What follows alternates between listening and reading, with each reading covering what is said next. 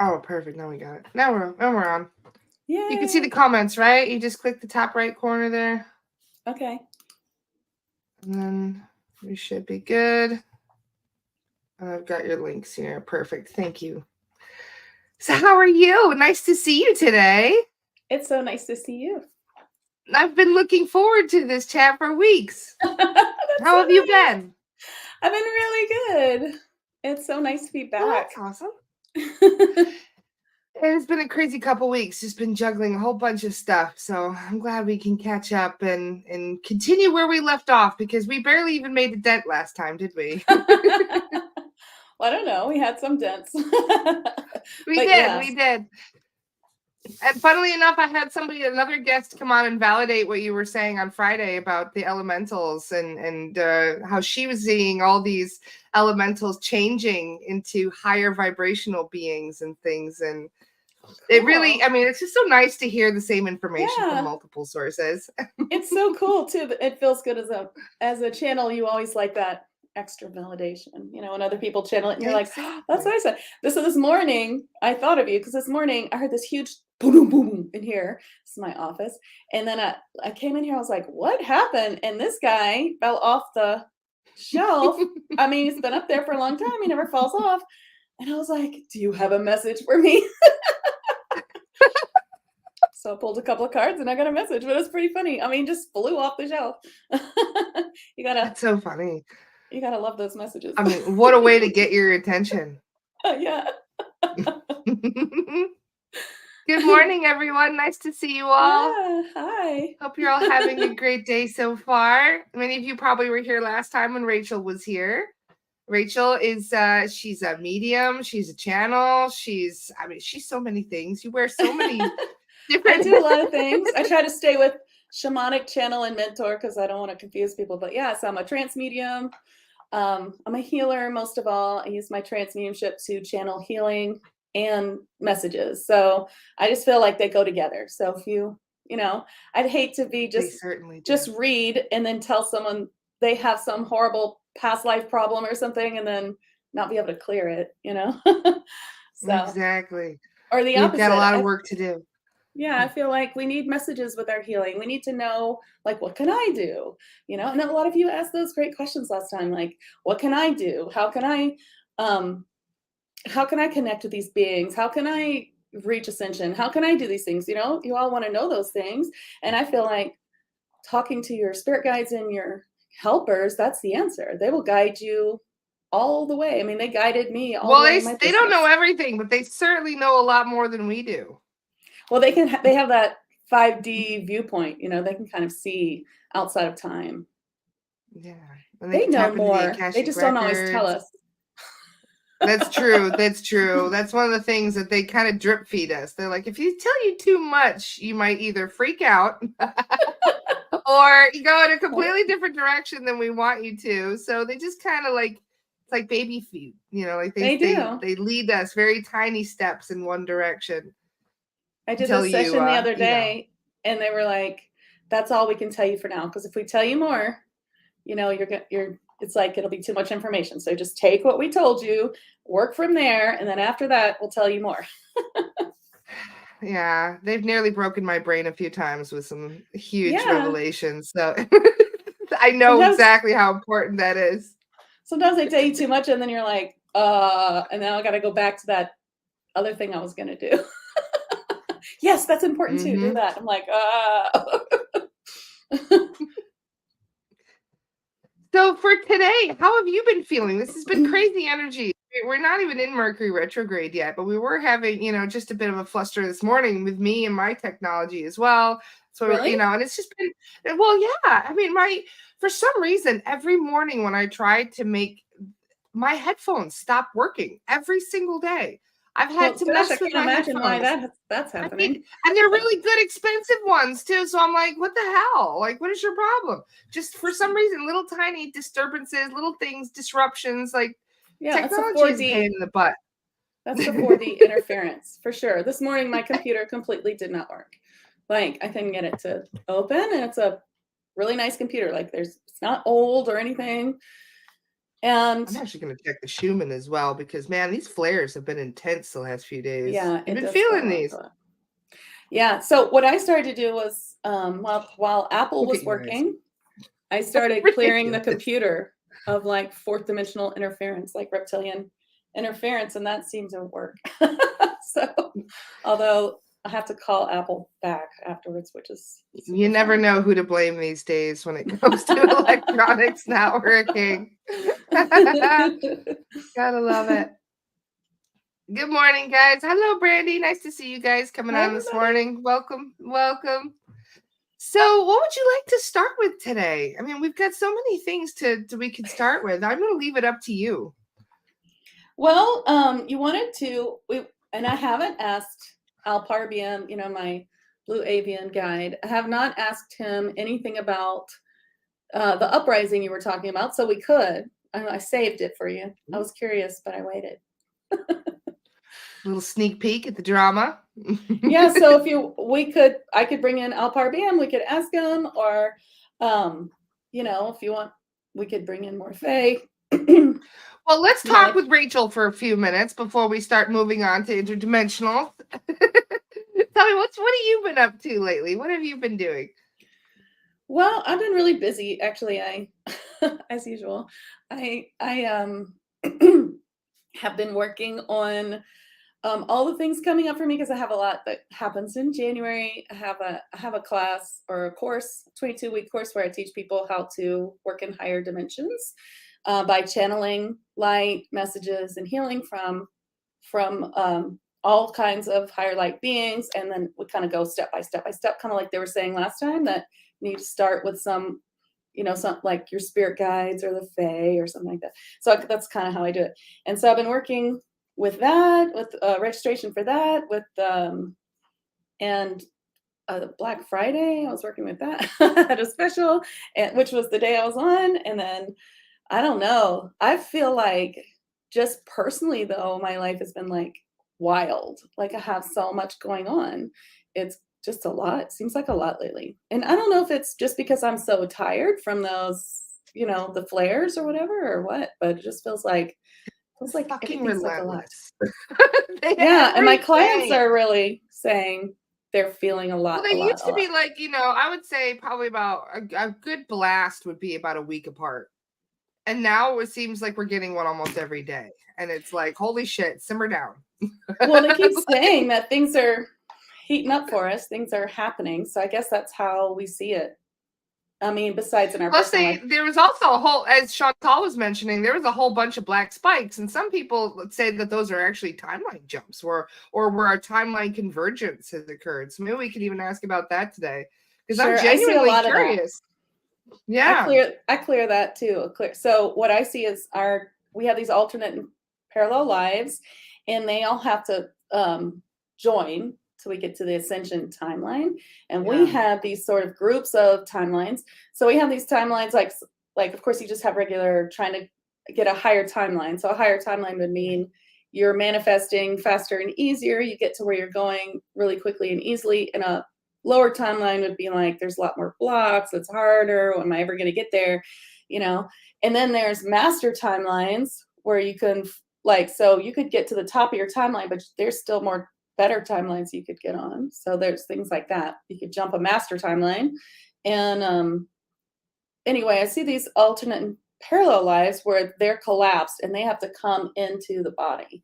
So I bring them through some clearing and bring them in. And then I also, because Mandela effect, that's what that is. When you have all these parallel lives that come in and then you remember all these things that never happened. So I try to say. The Berenstein Bears, not the Berenstain Bears. Thank you very much. Right. Exactly. And then, so many people having little fights over tiny little histories that we know you know what I mean? Like, it's so funny when you meet somebody from a different timeline and you're like arguing with them, like, I know I remember this. And they're like, but I know I remember this too. Come on. Does anyone remember what is the new one? Berenstain? No one remembers that. Berenstain Bears. That can't be a weird timeline we're in. Exactly. Or like the monocle, like the Monopoly guy with the monocle. Like now he doesn't have one. Are you trying to say you're kidding? He doesn't have a monocle now? No, that's one of the big ones. Yeah. What? Of course I remember the monocle. That's funny. There's so many things. So I try to like clear that stuff so it's not too confusing. But have you ever heard of did we talk about this last time? Project what's it called? Project Looking Glass? Well, let's talk about it anyway, because it's one of my favorites. There's so many government studies where they are putting real science fiction into their, what they're doing, and we don't even know it. Yeah, so Project Looking Glass, I don't know that much about it. I do have this video, and I still have it in my group. It's pinned, and it's like from another country, and it's this guy talking about how he was hired by the government to try and figure out how to not get to this one timeline because we're all going towards the same timeline, and they don't want that, right? Because that's ascension, so they don't want us to go there. They want to, keep themselves on Earth and keep going the way we're going in this slavery crazy matrix. So he was hired to like try to find these other, so basically the supercomputer, and it has like all these like if we do this, what will happen, and it gives you like what would happen, and no matter what they ran or what they did, it still ended up coming to this timeline, this ascension timeline. So I know it's pretty interesting what this guy was talking about. He said there was just no way, and they just refused to believe it. And they were like, what if we bomb this? What if we bomb that? Like, what if we do another war, Well, they got to lower the vibration somehow. They're in a bit of a panic too, because it's happening faster than I think they were anticipating for. So now they're just kind of like, what do we do? We got to make everything go to, go to shit so that we can keep the vibration low. Yeah. But it's still going to go regardless. That's why you get messed with. Like my computer, like my cat was puking, 5-tel. All the things happening. They try to prevent it, and they just try to get you in a bad mood so that you can be like, you have to see through it. Yeah, gaslighting the masses. Yeah. It's hard to stay in a good mood all the time, especially here. I don't even know why too. It was weird. Yesterday I was just in a mood for no reason. Like nothing bad happened to me, but I was just like, meh, I don't want to be here. So I'll blame the solar flares. We can't be in a good mood all the time. It's impossible. Sometimes we just have to be like, okay, it's a shitty day. That's okay. Well, somebody had a great question. They were asking about how we can shift ourselves to a more favorable timeline, to one of those golden or even master timelines. And so the answer is always the same. How do I get to ascension? How do I get to higher timeline? How do I get to more spiritual life? How do I get to better life, more joyful? It's always the same answer, and that is to work on yourself. That when feelings come, everything boils down to emotions. So whatever feelings come up that aren't joyful, it's not like you can just be like, nope, not going to do that. I'm going to be joyful. Damn it. That's not going to work, because then you're feeding that, you give too much energy to that negative feeling. You have to accept it. Spiritual bypassing, That's what it is. You can't bypass your own emotions. You have to feel it, suss it out. Sometimes it's a call to action. It is. So if you can just sit there for a minute and just be like, okay, I'm feeling shitty. That's okay. What you resist persists. Exactly. So I feel discouraged. Okay. So I feel discouraged. That's okay. If you accept it, it will release. And that is how you do shadow work. You don't have to, shadow work doesn't mean, oh, I'm going to have to spend the next 3 months like negative me. Oh, everything sucks. Or spiritual bypassing where I'm just fine. You have to like just say, okay, it's happening. Like, I have a shadow work blog on my page, soundwaveseal.com. And I talk about 4 or 5 ways you can do it in like less than a minute. And basically that's what it is. Acceptance. Like, I accept this. I feel this way. That's okay. You can even clear it. If you're a healer, you can clear it with Reiki or pendulum or something like that, each one that comes up. Like I went through like 6 yesterday. There was a lot. And I was like, that's okay. I know, just give that a clear. Okay. I feel that. That's okay. I'm going to give that a clear. It felt so much better afterwards. The other thing you can do is Ho'oponopono, which I'm sure you guys have heard about. It's just, simple stuff like, I love you. I'm sorry. Please forgive me. Thank you. Just saying that over and over. And you don't have to say that to anyone but yourself, because we just blame ourselves for everything. Probably because we know that we like have these soul contracts and like we wanted to learn these horrible things. So we should blame ourselves, I guess. It's our fault. So, I mean, saying accept it anyway, just accept that they have a role, we have a role, and everybody is playing their role regardless, That's right. Yeah. I mean, just things like that, it can, or this like saved my life once, way before I was spiritual, is what we always look back at some time and say, oh, this is so stupid. Why did I do that? But, it's easy to do that now because you're in a much better place. So you have to say, I did the best I could with what I knew at the time, things like that. So all of that stuff, if you start doing that, thank you, Patty. If you start doing that kind of stuff, then you can release some of this density. And once you release density, you can vibrate higher. So now you're vibrating higher. What are you going to do with that? You're going to meditate, journal, try to get in touch with your spirit guides. That's the most important thing. They can tell you what to do. Like, what do I do next? Well, meditate, listen to a guided meditation, like we were talking about last time. Have some discernment. Look, follow some people. You like what they say and take take what you feel is right for you and discard what's not, because everybody's on a different timeline. They're telling things to all different kinds of people and it's got to resonate with everyone. So, you just take the things that work and just keep working on it.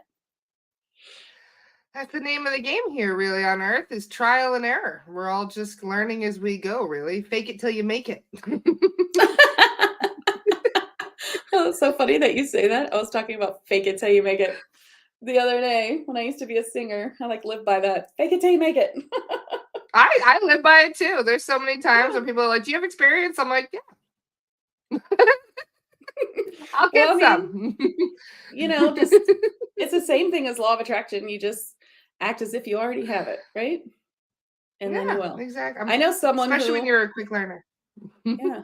I know someone who started telling everyone she was a medium when she wasn't. She started saying, I'm a psychic medium. And then guess what happened? She was in her 30s or 40s. Yeah, I'm a psychic medium. I was like, I just started telling everyone. And then guess what happened? I started having all these experiences. Maybe that's my problem, because I have little tendencies that pop up. Like I can read people really well. And I actually sat in a circle while I was in England and I practiced, and we were supposed to be pulling thoughts from people. And I nailed it. I got like 4 correct things. I was so proud of myself. Nice. But I still will not call myself a medium until I actually hear some shit, But there's so many players. You don't have to see or hear. You just have to have a system. That what do they call it? That imposter syndrome, I believe that I have. Everybody has where that. It's one of those things where you don't trust yourself really enough to believe that you have this ability until you can be, an expert at it. And I don't even believe in experts either. So I don't know what I'm even talking about. No, nobody's an expert and nobody's ascended. We're all we're still here going through the muck, we just get out of it faster. Mm-hmm. And really for, there's people think you have to see it like a movie, or you have to hear them talking to you. You have to see them like they're standing right in front of you. It does not have to be like that at all. What you have to do is just have a series of signs and use those as your double check. And a lot of people have, chills or things like that, and so that it's the truth. And if you start doing that, then it'll get better. I talk a lot about that in my Spirit Guide Masterclass, which is free on my site if you want. How to build this sort of signs with your guides so that you can build your discernment. Share all your goodies here. Thank you. So Laura says, I mostly have clear cognizance, which makes it really hard to trust. I have some body sensations as well, but mostly pops up as an imaginative thoughts in my head. Oh, that's such a good question, because I just want to say the main reason we don't trust ourselves is because we've been gaslighted all our life to believe that imagination is bullshit, and it's not. Imagination is your guides giving you something. Either it's they want you to, you could be thinking of something fantastical. They're trying to give you like an outside of the box thinking, or they could be showing you something from another life, or they could be giving you any kind of information. It's really important. So it's not absolutely. And no, it's not. And dreams aren't always I don't know what podcast opens. I think I'm having an issue. I think it copied some extra stuff here when I went into your here. private, when you copied it. Do that one again. Yeah. Yeah, I'm just going to copy them independently. For some reason, it was being difficult and giving me extra stuff. So there's your imagination. I think, Laura, that claircognizance is a really good one. It did it again with opens. We'll copy mine. For some reason, yeah, I don't know. It's doing it because I'm copying it off of the private chat thing, and it adds extra things when you copy and paste. I hate when technology does that. Can you see the one that I copied above it? You can do that. I'm just sorry. Well, anyway, it's soundwaveseal.com. You'll find it. It's under podcast. So claircognizance is good because it gives you that I like claircognizance. That's like the one we almost never turn off because it's not too scary. And then you can say, oh, I get the chills. Now I know that's true. Or, oh, I feel all in my body. That's a big yes. Yes, yes, yes. You know, or I feel like, no, no, no, this is not the way for me. I'm going to exit now. I feel like, just all of us were born with the innate gift of being able to connect with our intuition, to have telepathy. But it's one of those things where if you don't use it, you lose it. And it's kind of, I would say lose it, but you don't realize that you would have to work towards it again, where you end up doubting yourself so much. Yeah. I turned it off. I saw a ghost when I was 15 and it scared the shit out of me. And I said, I don't want to see, I don't want to see, I don't want to see. And then that was the only ghost I've ever seen. Right. I turned it off when I was 10. Same thing. I saw a ghost standing next to my bed. I mean, he seemed like a perfectly nice guy, but I could see through him. It was pretty freaky. So I turned it off. And then I had to turn it back on. So how would you say going about turning it back on? Just meditation or just the desired part of your manifestation? Actually, how I turned it back on was kind of like the first year I was doing this work. I had a client who had a very traumatic experience and turned off all her clairs. So she asked me to turn them back on. So I asked Spirit what to do. This is how I do everything. I'm like, okay, how do I do it? And they were like, you need to make this meditation. So I channeled a meditation for her and it worked. So then I was like, this is amazing. It worked for me, just channeling it. So I was like, whoa, now I can see again. I forgot I had that. So then I put it in my membership. I have a membership group, and then I watched it work for like 100 people. So yeah, basically I just channeled like how to do it, like how to open it. So you could probably just ask in meditation to reopen them, or ask your spirit guides to guide you in a way to reopen, or have someone reopen them for you. One of the things I've noticed when we're doing this SRT clearings is when we scan their chakras and we notice that their chakras are all completely open.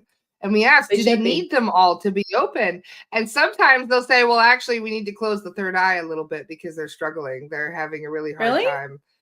Yeah, because, for example, one of my mom's best friends, she's she's a very eccentric woman. She hates people, absolutely despises humans, but animals, she adores them. She's one of those people where, like if you're an animal, she will do absolutely anything for you. But if you're a human, you can take a long walk off a short pier. She has the opinion that all humans are terrible, including, you know what I mean, even her own family. She's just like, nope, don't want anything to do with any of you. And I asked, I did a clearing on her, and she did have some entities attached to her and a lot of earthbounds. And when I asked her soul guides, what she needs to work on, they said, well, she needs to spend time around humans. She's seeking unconditional love from animals too much. And they said, but it is a problem that her third eye is wide open. She's picking up way too much. She's getting, you know what I mean? Like this is why she doesn't like to be around humans as well, because she's picking up all their shit that they're working through. She doesn't know how to discern what's theirs and what's hers. Exactly. Yeah. So they said, all right, we're going to close her third eye a little bit and make it easier on her to kind of move forward and heal, because it was almost like a sensory overload whenever she went around people. Well, okay, this is a big topic. And I see Katie saying she was told to close their chakras. I don't believe you should close your chakras at all. However, I do work with people who want to be channels. So, maybe for the everyday person, it would be okay to close their third eye a little bit for a short time until they learn how to discern like what's theirs and what's yours and what's theirs, which is really important step to healing and things like that. But you should keep your chakras open. And this is why it's the same thing as like people who are scared to open their mediumship because they think they're going to be like dead people sitting on their couch. You have to, there's several parts of this. First of all, if we close our chakras, if we close our senses, if we close our pathways between us and our spirit guides, then we're flying blind through a very dense world. I mean, the whole point of us being here is to learn to open them, to talk to our spirit guides, to learn that we're not alone. Like, that's like why we're here. And how are we going to know how are we going to know to avoid trouble? I mean, who knows what would happen? I feel like that's scary as hell. If my psychic stuff is off, like, which doesn't, I mean, it only happens if I did, like, okay. Well, anyway, there's things that can turn off your psychic clairs, for me anyway, and it makes me feel like, well, yeah, just getting freaked out by something scary, you can shut down everything and be like, nope, not doing it. Well, I was talking about smoking, but oh, that too. For some people, certain substances, for some people it opens things up, but for me it closes them, and it makes me feel like something's gonna get me. I was an oracle in a past life. That's one of my past lives right there. I have an oracle back there, Oracle of Delphi, and she used to sit over a crevasse in the earth, and she would breathe in the what was coming out of the earth in order to get her I should say her readings and her premonitions or whatever. And it made me laugh because I asked my soul guides why I like cannabis so much in this lifetime. And they're like, well, you're used to being intoxicated while you're giving people their readings. Some people, so it really this helps is normal for you. It does not. Yeah, see, Laura says it helps. For me, it just closes everything. It grounds me. And it freaks me out. Yeah. I wonder for some reason I find it very grounding. Well, it could be opposite of everyone else. Who knows? I'm an alien. Whatever. You're smoking the strong shit. It could be. I honestly do think it keeps me sane, though. I've been puffing for 20 years, and I really do believe it keeps me sane here on this planet. It's part of my defragging at the end of the day. How I I release all the stress and anxiety of the day. I really do feel like. And it also brings up my frequency, whenever something is really eating away at me, and I have this thing where I stay focused on something if it's bothering me, and my brain won't let it go. You know what I mean? And so when I smoke, I'm like, oh, it's no big deal. And I just let it go. I guess it's not that important. Exactly. To each their own, we all have our way of, it's almost like letting off steam and getting rid of some of the anxiety of being here, because it makes me laugh. One of the things that really helped me understand how difficult life is here on Earth is one of the Pleiadians, one of the Tagetans. She said, well, we actually only spend a week maximum down there on Earth. We can't handle it more than that. We leave. If they try and live as one of us, they're like, no, we can't do it. They go back up to the ship within a week or two, because they said it's exhausting. It's dense. They said it's even just walking around is like walking in waist deep ocean water. You know what I mean? How hard it is to run in that water. That's exactly how I feel of it too. I think that might be how they're showing me. Yeah. Yeah. I mean, they always say you're so brave to be there. You were so brave to take this. You were really brave to do it. Thanks for doing that for us. We don't want to do it. These advanced beings are like, no, I'm leaving. I can't take this shit, and it's like, we really have to pat ourselves on the back more for being able to handle life down here as long as we do. Because like I said, they can't even handle it. They're like, no, I'm not doing it. Yeah. Patty, the TAG group is my monthly membership. And so it's on my website. It's a whole thing, a treasure trove of mystery school and connections to all kinds of beings and things like that. So it lives on my site. There's a Facebook group, but that's just an extra part of it. The main thing is on my site. So I also include that meditation in my my channeling course as well. So it's a good one. But I think if you guys ask, you can have it reopen there. Your guides will. Anything that you want, you can ask your guides, and they will ask you. I mean, they will help you. And how do you open your chakras? I would recommend that you learn Reiki. or have a Reiki practitioner open Yes. them. I think Reiki That's one's definitely really, the really one. important because it's a big self-healer.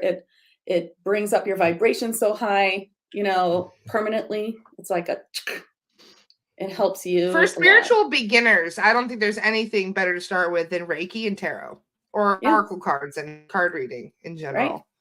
That's how I always start with people. Pendulum, oracle cards. Pendulum. I love my pendulum. And yeah, opening your clairs. And I use my sound healing, of course, for opening things too. Sound healing is a big one too, and that can actually help a bit too when it comes to the opening of the chakras and also the preparing of the auric field too, because a lot of people don't realize it's not just about the chakras. Your auric field needs attention too in many cases. Here on Earth it can be very difficult, and that's your where I start. bubble of protection. That's where I start in a session. I go right into the auric field. I remove entities. I remove psychic implants. I remove just anything that's in there that shouldn't be in there. Connections to any low frequency grids. And then that, anything that's there. That's how I start. Then I clear the chakras. Then I cut all cords. And then I upgrade everything. I upgrade the chakras, upgrade everything. I open clairs. I open the 5D chakras. I work on like 18 chakras. That's what I do in a session. I just get in there and clear it. And then I teach how to do that in my Reiki, psychic Reiki healing. But yeah, that's important. So when it comes to the clairs, what would you say was the most easy one to recognize so people can start noticing their gifts that they may have and not realize it? Okay, so claircognizance is the one where you just know someone's lying. No, that's what I have without a doubt. I just know. I'm like a human lie detector too. Like everybody's got that. Lying is a vibration, and that is something that if you're claircognizant, you can pick up on that vibration. You don't even have to know if people lying to me. I'm just like, why? I don't even like. This is taking a full 30 seconds. Don't you know? I can see right through this. It's so aggravating me. Lies just aggravate the hell out of me. Like, what is the point? I don't know what the point is of lying. You're embarrassing yourself right now. Exactly. Is what I think. That's how I feel. I'm just like, I'm like, and I won't usually call them out on it either. I'm just like, oh, whatever you say. Gotta go. I'm out. So claircognizance is like, you're feeling it. You feel that yes, you feel that no, like, and spirit guides or guides that I channel always say, put your hands on your heart. How does that feel? You're trying to make a decision. Well, if I make decision number 1, what does that feel like? Okay. If I make decision number 2, what does that feel like? Okay, it must be 1. Because then when I do that, I feel good. 2 makes me feel like, But then you also have to make sure that, you're also feeling like you have to make the discernment between scary good and scary bad. Sometimes it's like, oh, I feel like that's really scary, but like I should do it is a different feeling than like that feels like, someone's going to kill me. So it's different. Exactly. And it's nice when you have that validation from yourself too, because it's not easy to get that answer all the time, which is why the pendulum comes in so handy as well. I like to do the triple. So I like channel it. I ask myself, claircognizance. I check the pendulum. I get the chills. I'm like, okay. So smells. Oh, Ray says that he gets smells. Yeah, the smells are really weird. If he gets smells, I'm always like, what does the smell mean? Like, or taste? Like, what? Okay, I taste apples. Like, no, that's going to take me like 20 minutes to figure out. Like, I just feel that's really unnecessary. The only thing smells help me with is past people. So Ray, if you're smelling baking, lavender cigarettes, things like that, it's probably an ancestor or friend who passed away who has that smell associated with them, and when they want you to know that they're there. So like I usually smell my husband's ancestors. Like his grandfather smells like a pipe. His aunt smells like I smell a cigar on random times, and it drives me crazy because I can't stand the smell of cigars. Right. And I'll smell it in my house, and I'm like, who is that? Yeah, it's someone to visit. Nobody or like knows. My friend's there weren't any cigar brother. Smokers. I have no idea. Oh, really? My friend's brother sends her like stinky socks. It's like a so I don't think smells are awesome. And that in that opening, the Claire's meditation, someone said was called 8 Clairs, I think, or something like that. But anyway, That one's there's called like clairgustance, isn't it? Or is you that don't the taste? have to open clairaudience and clairgustance. Yeah, because it's kind of gross. Yeah. I think I it's only not want always a 4 good out of thing. the 5 clairs. Yeah, there's actually If 10. it was nice smells, you know, like roses when grandma stops in, that's one thing. But if you're smelling farts because grandpa's here, it's not. Yeah, your brother will send you farts for sure. My grandmother smells like roses. Or she smells like that old Cody Kitty move. Powder. Face powder.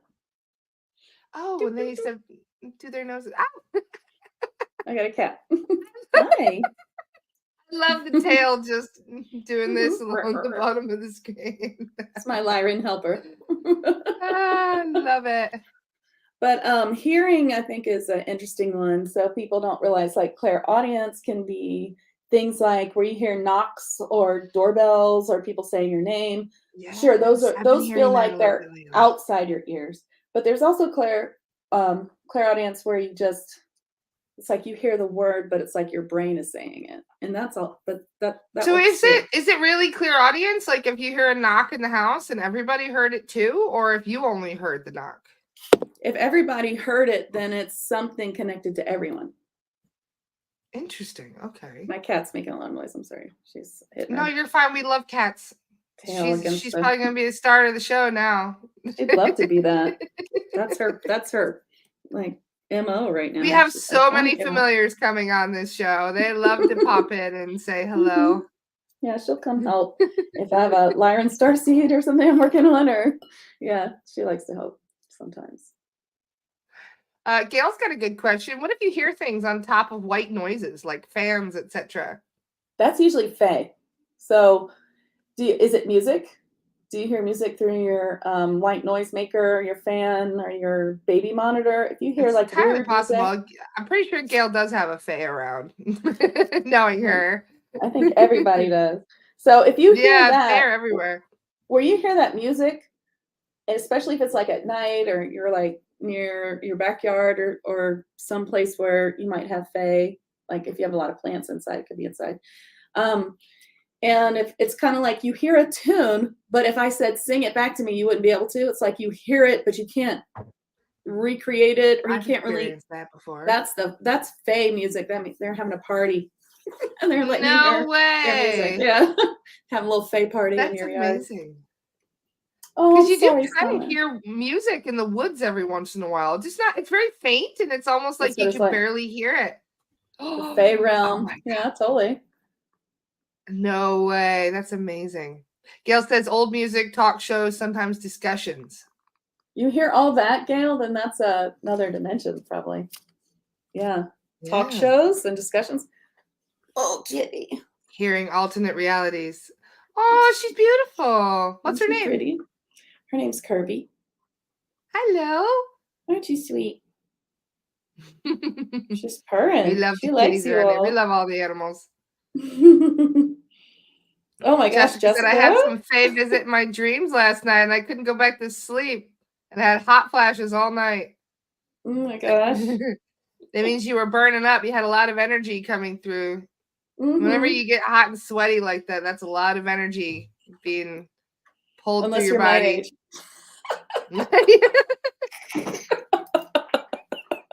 But it could be something else. You had 111 people watching too. I love it. Hopefully she won't start. So out of all the fae that usually tend to tune in with people, which one is your most common, would you say? For people? Yeah, for people to kind of. Okay, everybody has a unicorn spirit guide and a dragon spirit guide, and I find that almost everyone has some sort of fairy, or definitely some sort of fae being. I mean, this is their planet. So they're here. They'll help us. We're guests. They've been here longer than we have. Yeah. Yes, Michelle. Yes. You got it. You never know. It could be both. It could be one or the other. Yeah, unicorn. You could have a unicorn from a past life. Atlantis. All of us were in Atlantis at least once. That's why we're so triggered by this life, because we're like, not again. But it's not going to go the same way, so we're good. So yeah, and then your unicorn or your dragon, like these were corporeal beings. They were just, hanging out with us. Like they weren't like spirit guides in a past life. They're your friends. So was it you that told me that even seahorses are elementals that we can see? Seahorses, sure. Was it? Yeah, that's seahorse. Ever since now, I keep looking at sea creatures, and I'm like, "Are you an elemental? Are you an elemental?" There's a lot. I'm convinced that it's. Thank you. I knew it was you, and I have a feeling that jellyfish are also elementals, aren't they? Must be. Yeah, they are. They might be. I think galactic. They would have to be. If you octopus, think about it. They're galactic like octopus. Yeah. Really? Although some can be both, like whales are both. That's what I was gonna say. Are they both elemental and ET? Really, it's just an ET from an elemental from another planet. Exactly. And I mean, they always laugh at us like, you have to put a label on everything. I mean, everybody's a galactic because we all come from somewhere. I mean, even Earth hasn't always been here. Exactly. I don't know what a water horse is. I think that is a seahorse, right? Yes. Orcas, yeah. Yeah. Any kind of whales or dolphins, polar bears, narwhals. There's so many. Manatees. Panda bears. Yeah, totally. Manatees look like big chubby fae. And they're so sweet as well. Manatees have to be a fae, in my opinion. What I find anyway. I haven't met a unicorn, but I know my dragon now. I even drew him. That's great. I love it when people meet their and Nessie. Dragons, otters. Mm-hmm. Of course. That's what a water horse was Nessie. But we actually found at least, I don't know, from Grandma D's books and a few other people have said that Nessie doesn't actually have flippers, that it's just a giant snake, basically, an aquatic snake. Mm. I don't know if that's true or not, but that's what we've heard from a few different sources. I think it's in another dimension, so it comes in and out. You're talking about the... Yeah, there's a whole bunch of animals that go. Even Bigfoot is interdimensional, technically. There's people that I've seen. I was chatting with Ronnie, one of these Bigfoot experts, and he was saying about how there's several people that have literally watched a Bigfoot disappear. And when I say disappear, I don't mean like they're gone. Like literally watching their arm turn invisible and their whole body just slowly goes invisible. I wouldn't even say slowly, but they said within the course of 3 seconds, just gone. And they can watch there are it turn many invisible. Types of those beings. So there's like Sasquatch, and then there's these ones that tell me their names are Balboan. The little ones? Yeah, they're smaller. They're like, well, I mean, they're still big. They're like, but they're more like 8 or 9 feet. And there's so many kinds of them, and they're technically elementals. Maybe not quite fae, but elementals. But I mean, dragon aren't fae either, unless there are some dragon fae, but most dragons are elementals. They say there's a difference. So what would you define as an elemental? A being that is multidimensional in a way, or is that different, would you say? Well, they're saying that, they tell me that I'm writing a book on them, so I ask them so many questions. So they say that, so they're all technically elementals, right? Our earth elementals.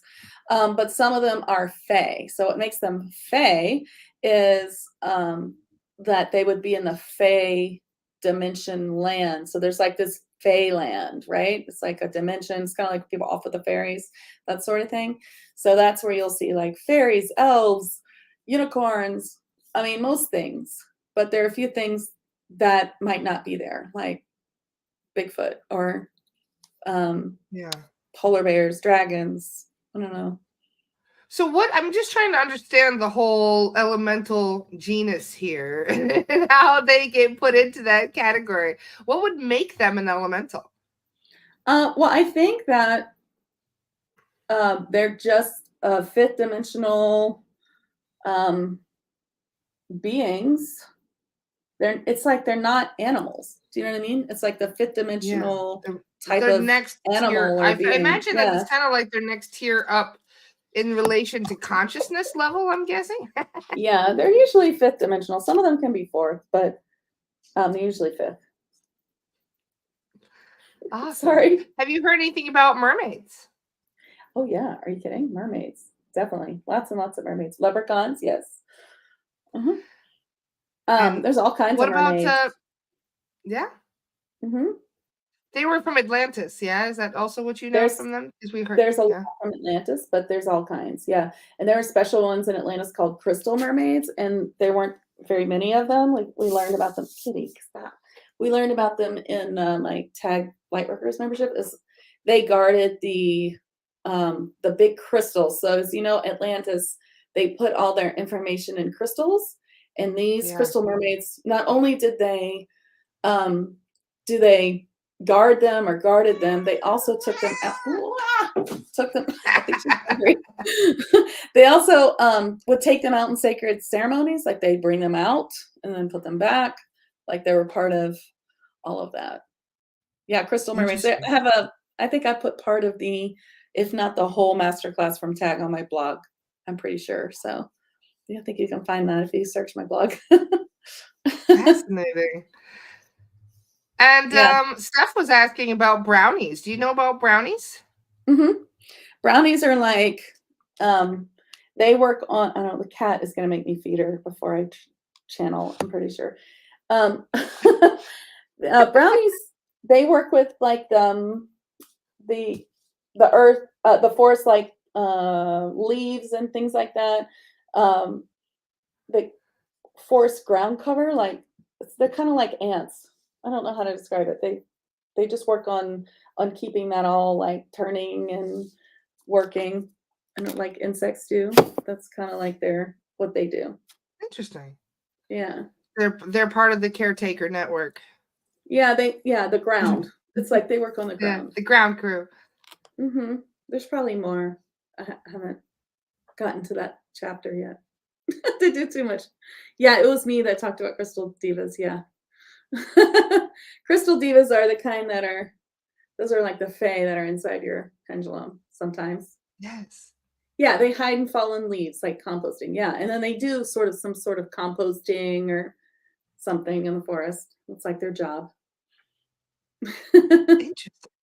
Nature's helpers, gardeners. Yeah, the Very exciting. some of the Bigfoot too. That they're gardeners. Interesting. Because I was Ooh. actually, I when I went to South Africa, I was hanging out with one of my friends. They call him the Barefoot Professor. Really lovely guy. He speaks telepathically with elephants.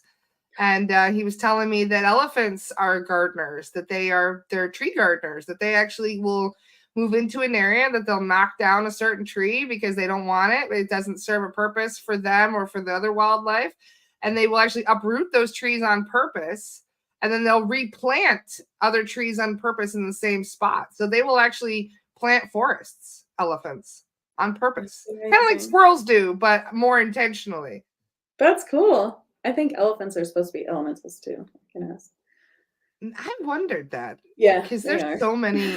They're I mean, really if you think cool. about how advanced they are, how big their brains are, how you know what I mean, Yeah. deeply connected they are to higher consciousness. I mean, it wouldn't surprise me one bit.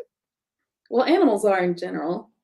They can, like, your pets can be your galactic helpers. Like this one's Lyran, this cat, who wants me to feed her very desperately.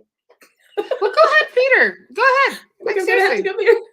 Hold on 1 second. Nobody is gonna mind. I'll just chat with these guys for a minute while you Okay, go hold on feed a your second. cat. Not a problem. We can do some channeling after.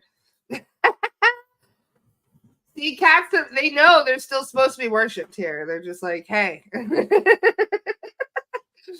you serve me, human. I love it. So, how are you guys today? Any other questions? Maybe I can answer some questions. Our pets can definitely be galactic helpers. Are you kidding?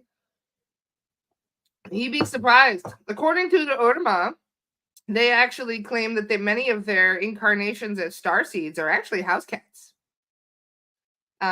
So yeah, they incarnate as our cats and dogs and horses, actually, from what we've learned. Cats, dogs, and horses like to kind of interchange bodies. You can be all three of those things. I do feel better, Lisa. Thank you. I've been taking antibiotics, and ironically, I get very stubborn. I don't like to take them, and then all of a sudden, I'm all better. So I guess I needed them. Ooh, what did I miss here? Elephants sniff your pheromones and can remember for 10 years, I believe. I volunteered with them for 4 days in Thailand. Nice. Yeah. That was quick. She wanted treats. That's why. It's 11 o'clock, and that's what time she gets treats. They're like, come on, human, we got a schedule. Yeah, so she has 2 ways that she gets treats. One is to be really sweet, and one is just to yowl her face off. So Gotta love exactly. it. Ray, you have 8 cats. Wow. Oh, let's talk about that. Wonderful. Can a dog have a past life? Yeah. So big time.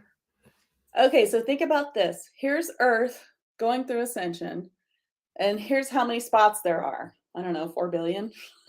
Maybe not that many because we're not all light workers, right? So here's the spots that need to be filled in this lifetime. You want to be a light worker, you want to be, conscious of all the things that's happening and go towards that. Or would you rather take like the lower timeline? Like you're going to come in and you're just going to you're never going to figure that stuff out, and you're just going to experience all the density that you possibly can in this life. You could choose that. Okay. Sounds like my 20s. So we all chose, we're going to come in here and be light workers. Okay. So we all fill up, and then here comes someone else, and they're like, oh, I wanted to go to Earth, and all the spots are taken. Oh, no. You can go in as some of these people's cats and dogs and birds or whatever and help them. So then you're okay. Wow. Then you come in and you're like the galactical helper. Yeah. Now, I don't know that every animal is one, because no, I doubt every animal, but you can tell when you meet an animal and you're just like, you're a person in there, aren't you? It's like, yeah, it's a galactical helper. But so I think that even if they're not a galactical helper, it's still, they're just not, it's the same thing. They're just not realizing it. So you could have a dog, part of the collective. Yeah, who is a spirit just like we are, who came into this body. So they may not be, the smartest, being, and they might not helping you with ascension, but they're helping you feel good, and they're helping you with love. You ever meet somebody, you ever meet a dog that you're like, this is your first incarnation as a dog, isn't it? Because they're so clumsy, they can't catch even a snack flying at their nose from 6 inches away. They're just terrible at being a dog. And you're like, yeah, this is your first time around, isn't it, as a dog? And then you meet somebody else's dog, and this dog is like an old soul, can read everything about you, knows, you know what I mean? You can tell the difference, that one that's been around a few times. Yeah, that makes sense. Or maybe their last incarnation was, such a strange body that they can't get used to being a dog. I don't know. But I do believe that all animals can see better than we can. We did a clearing last week on, and it's a long story, but we did a clearing on a portal in a field. And the lady I spoke with afterward was like, yeah, the horses didn't like that field. They would pace back and forth by the gate to be let out of that field. And I just laughed, and I'm like, well, they can obviously see it then. They must have known it was there. Well, that's how animals portals are in your house, is that your cat will be next to it trying to protect you from it all the time. Yeah. Really? Mm-hmm. Interesting. And people have all kinds of stories of where their cat's hissing and at nothing, and looking protecting you from something you can't see. Oh, if you see your cat hissing at something you can't see, that's when you bust out the smudge stick immediately. Gosh, I'd call a healer. If your cat's like, oh, I wonder what that is. That's interesting. But if it's looking at it pissed off, it's like, oh shit. I know. I'm always like, what are you looking at? What you looking at? What is it? Let me tune in. Make sure it's okay. Yeah. So this goes to show, we really do need our animals, our familiars, because they absolutely warn us and protect us. And cats are even Reiki masters, I believe. They can probably help us heal in many ways. Yeah. Oh yeah. Try Reikiing your cat. She'll be like, I don't know what you think you're doing, because I am the master here. Thank you. You can stop now. Dogs are like, get the spot, get the spot, get the spot, get this arm. Yeah. Love it. I'm just Aw, reading through the me comments too. here. Animals are highly evolved beings. Some are newer souls than others. I absolutely believe that. Absolutely, Kim. Kim is an animal communicator. We know you would know that, Kim. Each of our animals has a soul contract with us to help with different things in our lives. And that is why my mom asked me, she's like, are you going to get a dog? It was my mom. Somebody asked me recently, are you going to get a pet? And I was like, no, I've got enough soul contracts in my life right now. Thank you very much. Yeah. Dogs are a lot. We stick with a cat. It's a lifelong soul contract that you're making with them, you know, and so it's something that needs to not be taken lightly. Yeah. Oh, So. Patrick says that his dad's cat let him do Reiki on her. My cat will let me do Reiki on her now because she's older, so she'll let me. But she used to be like insulted, like I was so far behind her. Like, how dare I? Oh, Chantal, thank you for asking about my mom. My mom lost her dog of 13 years recently, and she's looking at puppies already, so she's fine. She's fine. She's waiting for her next puppy. I've convinced her to get one. So bless, you know, sometimes that's the best way to heal is to just give your love to a new one. Yeah. That's what we did. I had to convince my husband to do that to get her because our other cat had died. And I was like, I'm not going months without a cat again. So I was like, look at this kitty needs a home. And he was like, oh, I was like, okay, let's go get it. I'm waiting for the cat delivery system, you know, when I just magically have a cat appear in my It's pretty easy. vicinity, we'll talk then. Yeah, they just show up and send my intention out. I was like, it has to be an orange kitty universe. Oh my god. I want a ginger kitty. So we'll see. Maybe someday. Maybe next time. But they play such a powerful role in our lives for much when it comes to healing and protection and just being able to embrace love and appreciation from somebody is not easy for a lot of humans, especially people that have been through trauma. Yeah. So whenever they do like animal therapy, I just love that. I really do, because animals can really help people heal in ways that they didn't expect. Yeah, and they're helpful. I mean, mine will come in here and remind me that I haven't taken a break. She'll come remind me, like, get up, get up. So. Exactly. So do you want to see today how you feel? How do you feel about channeling? Do you want to just, I can always channel. See what, I mean, whatever. I honestly, because I mean, I'm easy. We could talk with anyone that wants to come through, whether or not it's a Fae or even your Arcturian friend. Anybody that wants to chat today, we're very easygoing. Okay, well, I'm pretty sure that Alparabeam wants to come back. He's been waiting to talk to you again. Really? Yeah, but we could also bring in Zamayo afterwards if you want. That's my Zeta Arcturian guy. He's funny. Sure. That'd be wonderful. All right, well, let's start with Alparabeam because I have a feeling he's waiting for you to ask him some questions. Oh dear, I don't even have any questions. My let's see what my intuition can pull up. No, you wanted to ask him about the 2025 uprising, if that was a thing. Oh, that's right. Yes. Mm-hmm. All Cool. right, so I've got so many messages. These guys will help me with questions too, I'm sure. Oh yeah, you guys will have good questions. And you know, I did not know that I've never had anyone ask me questions while I was in a trance before. So I've never done that before because I'm always just, you know, I teach it. So I'm usually the one asking the questions. But I've not had anyone ask me questions before. And it was surprisingly easy to stay in that deep trance with him for a long time. Although since then, my friend wanted to do the same thing. So she asked questions and I tranced him for an hour and I was like, okay, I have to stop. Because he's so high vibrational, you know. But it's very interesting. Yeah, so I'm into it. It's fun. Okay, we'll bring Alparabeam. So he is the blue avian, or the Kier. Yes. They call themselves the Kier, actually. Kier. K-I-R.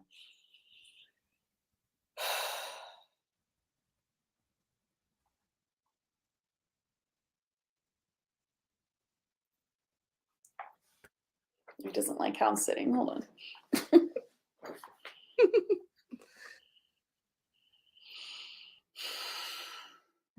Ooh. Oh, I just got goosebumps.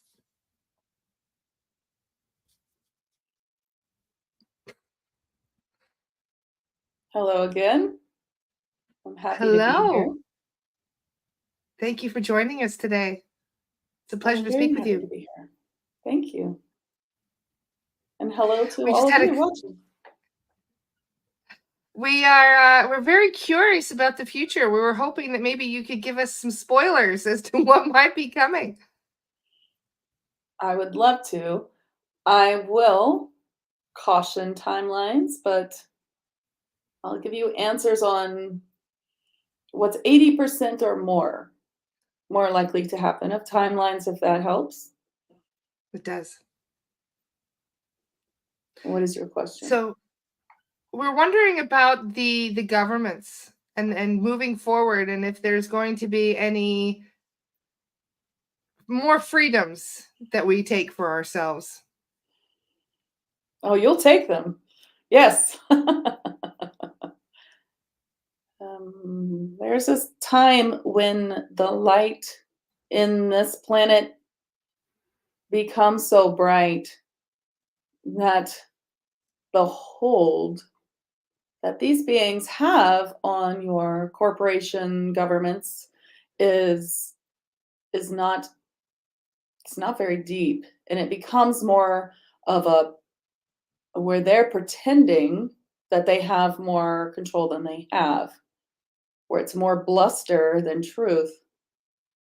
And when the people figure this out, there will be an uprising because it will be so easy.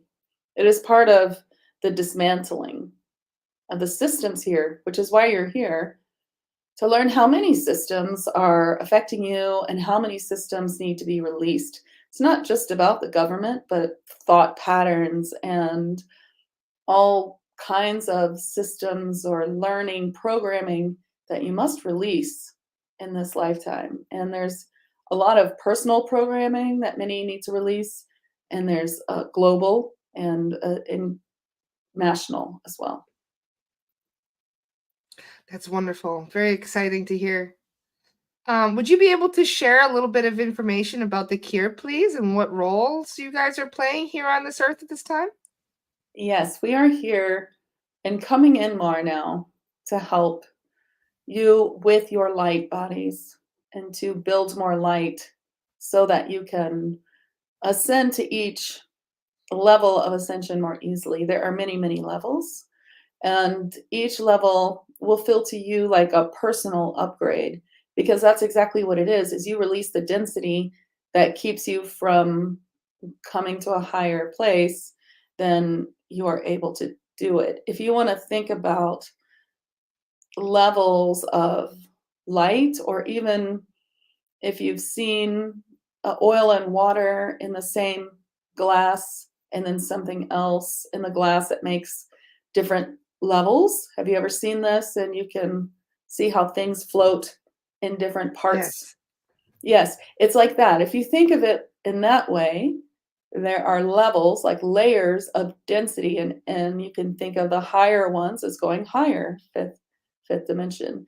But there's so many layers within, and you have to get to each part. And the only way to do that is to release programming and all the things that keep you from going a little higher. So they can be all kinds of programming for the self, such as beliefs you were taught about yourself, that you can only do certain things, or that because of your gender or your race that it is not available to you, or that it's harder for you, or things that I would say you see it in your world as causation. You know, there are less women here at the top. There are less, whatever you're looking at. And that doesn't have to ever be true. It doesn't have to be true. It doesn't have to be true that you need a certain amount of money or wealth or a certain look or a certain attractiveness or a certain color or gender. It doesn't ever have to be true. These are rules of causation or effects, sure, but your life is manifested by you, and you can break every single rule. And there are many who have. So it's not just about raising vibration, it's also about lifting and releasing as well, because you can't lift yourself up and raise in vibration if you're holding on to too much. Right. And if you think about things you're taught, you may not even realize how many of these falsehoods you live every day. You're taught so many things about many things, about the way the earth works, about um, deities and religions. You're taught about how it works, of respecting your elders, of parenting, of all. There are many, many things that you are taught. There's the right way and there's a wrong way, and that's not how it works. These are rules made up by people, and not always were these people of the highest vibration. And you may feel that some of these rules rub you the wrong way for a reason, because it's not your truth. Yes, I can understand that. Is there any possibility that we are being influenced from the outside as well? Because many of us are aware about I jokingly call them the zookeepers, but I mean the watchers of this planet, the Galactic Federation, and the people who are basically kind of keeping us in this self-imposed quarantine in a way. I'm wondering if that is going to change, if that is always going to be a factor, or if something's it's not just about removing the cabal on the low level, it's also about the higher level. Yes. Yes. Are you speaking of who keeps you enslaved? Or are you Our speaking star of family, who? the ETs who are basically observing us, and there's a lot of talk about ETs that influence us, but on a higher level that we can't perceive because we aren't aware that they have so much control here on Earth. So I'm just wondering if that is going to change, or if there is anything about the Galactic Federation, or at least the ETs that are monitoring this planet, if they have changed their thoughts on how it should be run, and if they're actually going to allow us to govern ourselves, or if they're going to continue to govern us from behind the curtain, if you catch my meaning. Yes, there is a group of beings who control your planet. I know Yes. this is not what you're speaking of, but I'm just telling you, It is kind of, yeah. We are those aware that fourth many of them are. dimensional beings cannot ascend to the fifth dimension, and as you know, they will do anything they can to keep that from happening, to uh, create chaos, to mess with your weather and your day and your everything, to keep anything they can control, anything they can stop you from functioning, they will do. Now, there is a universal, you can call it a federation if you want, that has rules for your planet. And Yes. these beings are not, they are neutral. They're neutral. If these the beings you are speaking of, then it's up to you. So the way that that works is they have allowed this fourth dimensional activity because it is soul contracted for this planet. And it is all part of what you came here to experience, but it won't last. It's lasted a long, long time, and it's near the very end. And that once that control begins to slip, then yes, you will have more autonomy. And you have more ability to be sovereign than you think, because these beings cannot hurt you, cannot control you, cannot mess with you if you know how to keep them from doing that. And how you do that is to increase your spirituality in every way, to learn, to bring forth all kinds of information for yourself, not just by listening, but by doing. Does that answer your question? Gaia is in charge of this world. Gaia it is her planet, it is her world. And the elementals she is their god. And it is really her who sets the main rules for this planet. And the neutral beings follow their set of rules for every planet, which gives Gaia a higher say. So when she gives the go, then they release some of their rules. It is a system. They don't interfere more than they need to. Mainly their job is to keep every being from stepping into the planet, taking over humans and things like that. There are rules we have to follow. We mainly can talk to you only in channeling and as guides. Is it on the books? Is it possible in one of these potential futures that we'll actually be allowed to communicate face to face with ETs in person again? Oh, yes, that is absolutely happening. Yes, you will. And some of you do. However,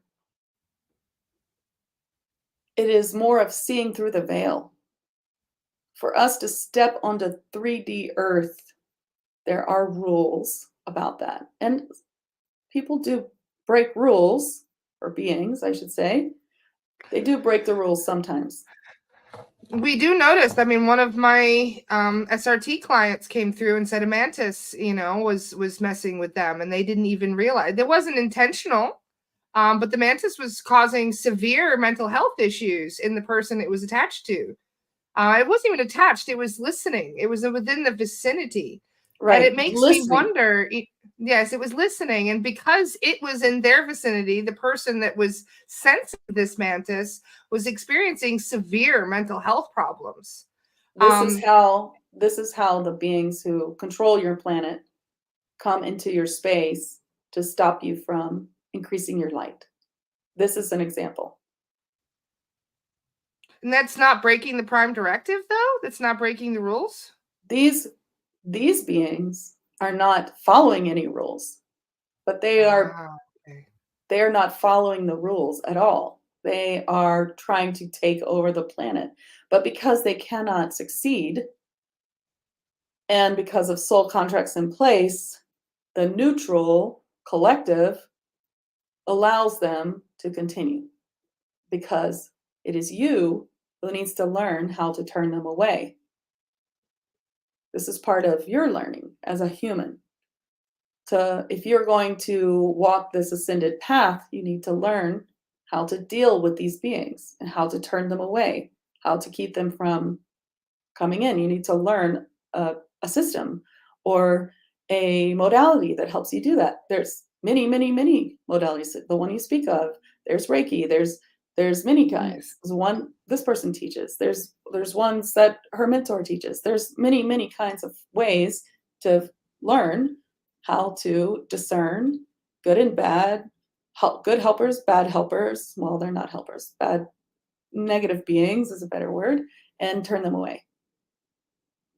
It just does seem to be a little unfair for us to not be able to have a meeting face to face with ETs like the Pleiadians that we want to speak with very much. So be able to use things like med beds, but the ETs can come here and mess with us in the astral, and we don't even know that they're there. You know what I mean? Our conscious mind isn't even aware that they're messing with us. So I feel like it's a very unfair situation where they can come and mess with us, but we can't even contact, you know what I mean? Have direct contact with them.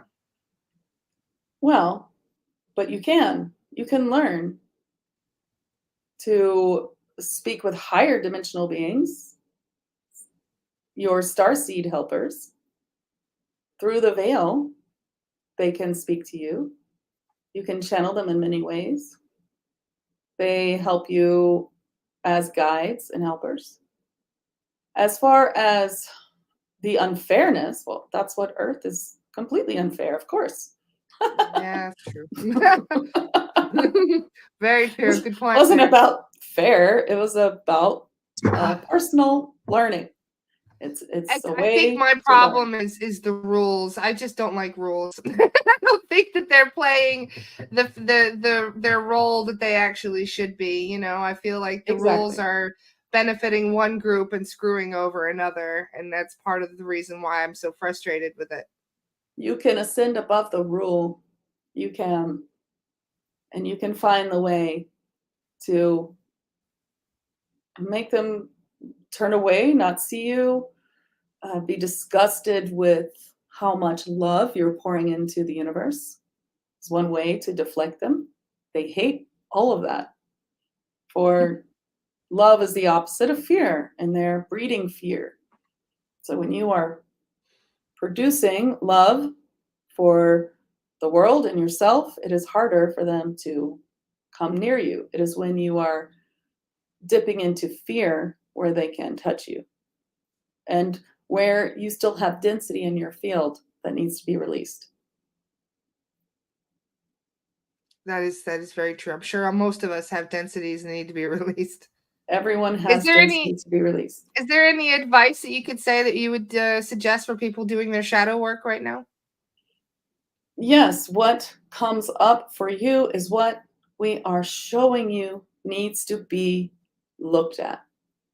So a memory, a feeling, you've been thinking about it, or it's bothering you. Ask why. Why is this bothering me?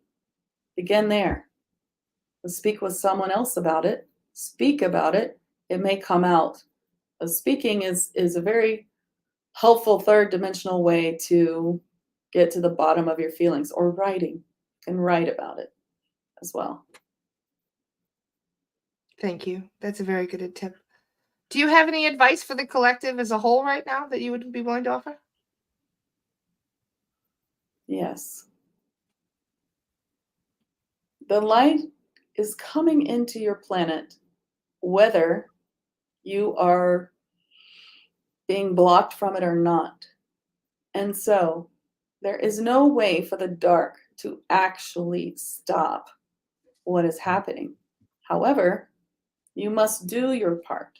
So you must take time to be silent or meditate or do other spiritual activities, and you must go outside. You must go into the sun itself. No matter the weather, if it's not extreme, you need that light without anything between you and the light, including glasses or contacts, windows, the car windows. You need to be outside in some capacity for at least a few minutes a day. I'm hearing the wind howl as you say this outside, but I'll try. If it is bad weather, you can wait until tomorrow. No, it's okay. It's good. You know, there's no such thing as bad weather, just bad preparation. Thank you very much for that. It's very true that, yeah, we need to get out in nature more, and it's powerful healing. So thank you. You are welcome. Is there anything else you think we should cover today, or does that Do be you have more questions? Does anyone have a question real quick that they would like to ask? We have many factions of the cure. We are all around, and we have different looks, and we have come here in larger numbers in the second half of this year to help you connect with us. We wish for more to connect with us so that we can help you. We can help you with the building of the light. For the more light in your body, the easier every step is. And you will feel the ascension process to be a lot less painful if you allow this light in your body, if you take the time, and if you intentionally connect to your guides and helpers of the planet, the elementals, and your starseed helpers, and others that you are connected to, such as ascended masters. and the sun. Yes. The sun is playing a huge role in this. We could tell with all the flares and the spikes that we're getting. And all the ships coming out of the sun as well. And all the suns, the sun behind the sun, behind the sun. Yes. If we wanted to set our intention to connect with one of the Avian, one of the Kir, can we do that now?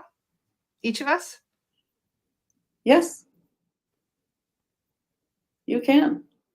And you can ask for signs and you can ask for contact. And we will come as we can, depending how high you can bring your vibration. If you've not channeled before, you may want to start with your guides, your immediate spirit guides that you came into this life with. They are the easiest beginner. And you can start with a spirit animal and elementals. But you can also ask us to come forward and speak to you. You can ask us for signs. You can learn to channel right. You could use cards that you feel are connectable to us and ask us to be connected to a certain deck. And we can help you in that way. And the more that you work on it, the stronger it will get. That's wonderful. Thank you very much. You're welcome. Is there any way that we could receive healing today by any of the Kir? Yes. Yes. So if we set our intention now for healing, we could have that done, yes? Yes, I will bring healing. Thank you. Bring some healing to help you lighten and come up to a higher place and wherever you are now. This may cause you to see more clearly what you need to release, but in doing so, you will lighten even further.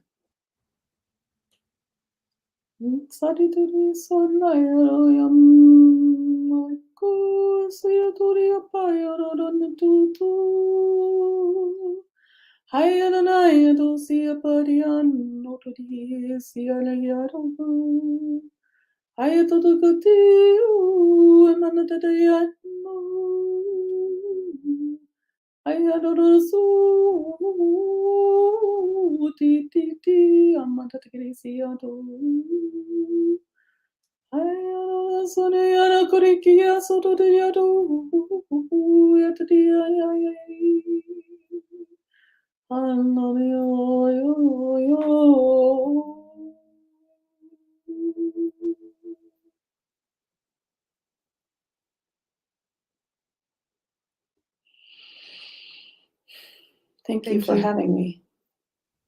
That was very beautiful. Thank you so much for everything. We're deeply grateful.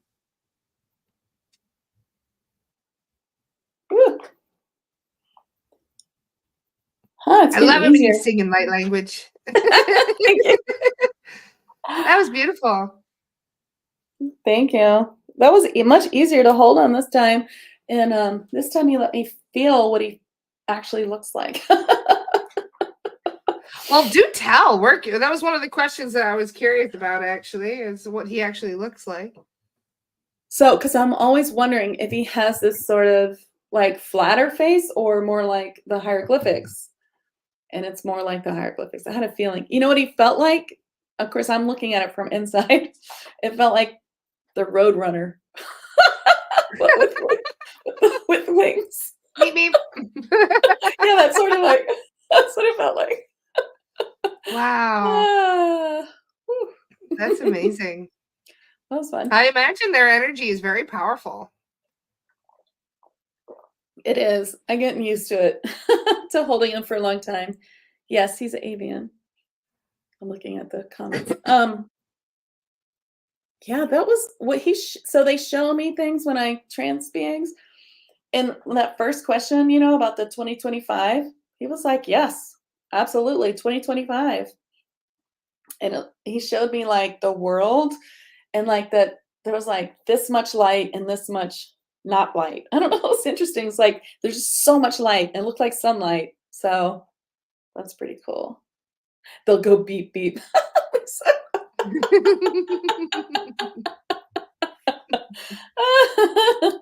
That's funny. Are you looking from their eyes? Um, it feels to me when he's like inside my body that I'm sort of like right here floating, or I'm just sort of like watching. I'm like listening. Like, what's he gonna say? But yeah, sometimes I You're in feel the their passenger seat. features. Yeah, it feels I can feel their features sometimes, but in that time I felt like he was doing this. I was like, wings, we're touching the wings. And then like, yeah, his face is kind of coming out a lot more. So it's kind of interesting. Wow. I mean, honestly, I've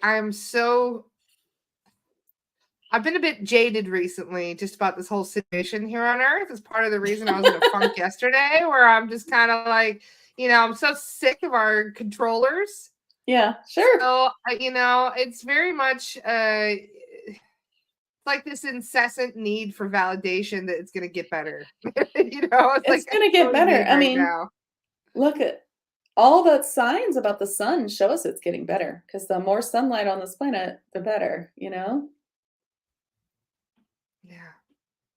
Yeah, because it's really annoying. Plus, I find the HARP stuff, the weather stuff, to be the most annoying thing. That and just chemtrails, like just a constant dumping of chemicals. Oh, I get mad just looking up at the sky. I look up and I'm like, fuck you guys. Yeah, basically. It's so annoying.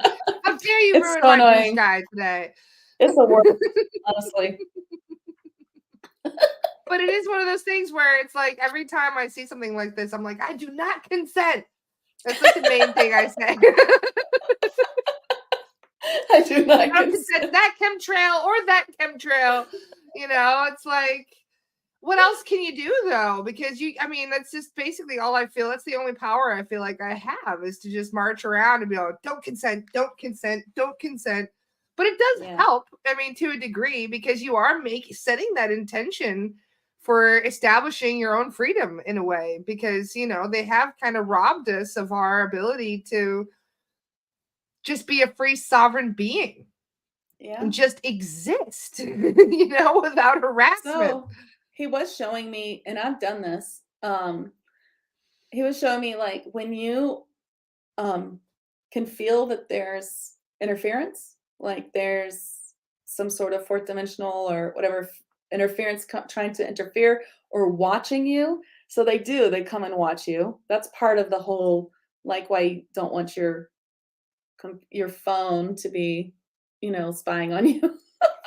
But they just come. I mean, if they just come. They don't need the phone or anything. They can just come in, but they do work. They can work with electronics. They come in and spy on you, and they watch you to see what you're doing. So, but if you turn to them and you're like, "Go away, stop! You can't be here," they'll go away. And like he was saying with the love, too, sending love out in the world, they hate that.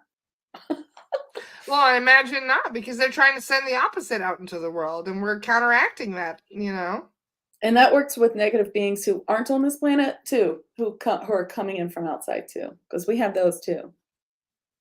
Oh, I know. That's what they've been. That's what we were talking about in the comments just a little bit ago. Is all these ships that keep coming in, and they're not benevolent. We'll put it that way. They're just basically, there's so many ETs who justify the fact that we have soul contracts and we're working stuff out here, so we'll let them just tear each other apart, basically. But we would be working through those soul contracts in a much better way if we weren't being, manipulated and controlled and kept down. Yeah, you have to learn to get to a place where you can see through that, for sure. Yeah. And I mean, the way to do that is just the more that you work on yourself and release density and stuff, you start to become in this place where you're a little bit separated. So it just, you know what I mean? It's kind of like, oh, that thing happened. Well, okay, well, there's a reason for that. Like, you don't let it upset you, Yeah, exactly. Well, you can't, because it's going to lower your vibration, and that's counterproductive. Right. Yeah, we're learning many things here as humans. We're not supposed to wallow in self-pity anymore. We're supposed to dig ourselves out the ditch, you know? Mm-hmm.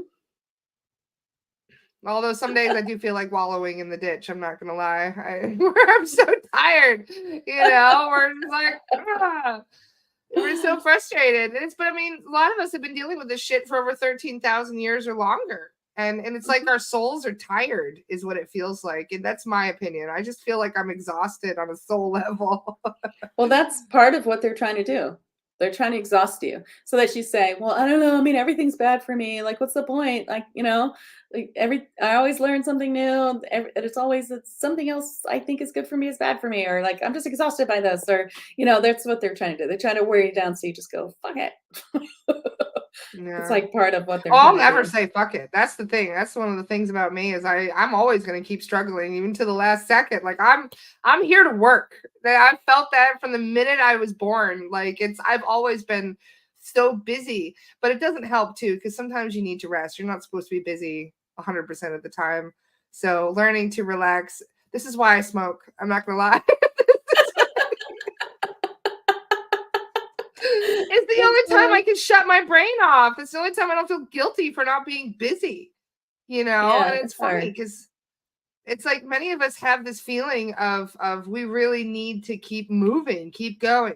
And it's hard, but it's why we're here, you know? Mm-hmm. And yes, Margaret, I totally use my stubbornness to keep going. I absolutely do. Yeah. And Taurus, born in the year of the ox. Like I've got stubbornness in spades. Yeah, it does make you tired. I mean, it's hard, you know. It's a lot. Well, you know, they did say that channeling and all of these things is getting easier. We've got all this light coming in, and we just got to tap into it.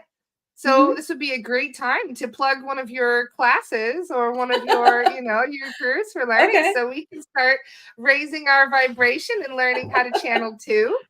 Because while I was in England, I had my first understanding. Like for some reason, my whole life, every time I meditate, I fall asleep. And for this whole time, I just thought meditation was boring as shit. That's why I fall asleep every time.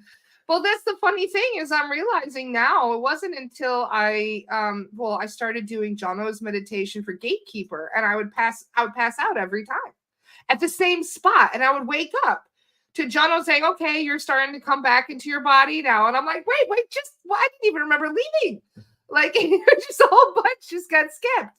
But then I was sitting in a drum circle in England, and it was a very powerful feeling that overswept my whole body. And I could tell that I was going into a trance. I could totally feel it. I could feel my consciousness kind of going, you know, and I could feel this intense energy coming through, and I felt ice cold. And it was almost like I had chills all over my whole body. And the next thing you know, I was out again.